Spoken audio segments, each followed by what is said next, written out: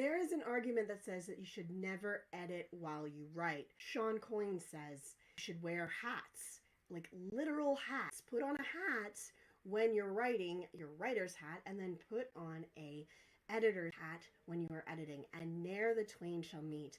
I have never agreed with this philosophy. I edit while I write constantly. And what I've recently discovered in writing like David Lynch, and I'll put that video link up, I edit and then I fall down a rabbit hole. So, you know what? Sean Coyne might be right. Let's dig deep into this argument and see what we can take away the coddling of the writer and bring out that nasty bastard, the editor. I hear ya, Sean. And I guess what I'm saying is, let's see what other writers have to say about it. You read it. You read. Pretend you're a reader. Start on the first page. Pretending you've never read it before. A good enough first you read it page? with new eyes.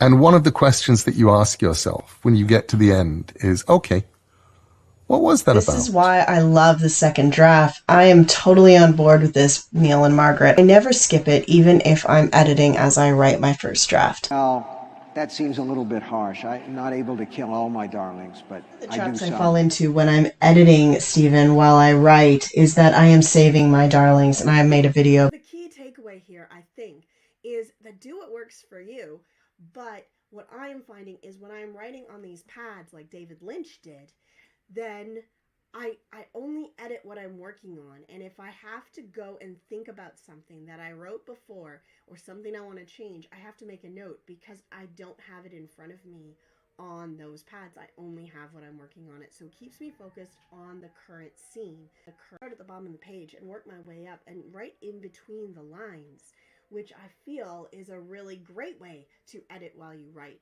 But when I don't remember a character's name or something I have established already, or I want to establish something later, I put that little note in there, that TK, which you can find in that story grid video, and then I set that all up there so that I can go, when I put it into the screen, which I'll be doing after I finish this video, and I can make those changes, and then I have my quote-unquote editing hat on, because I can polish up what I've written on these notes and also fine-tune what I'm doing as I go.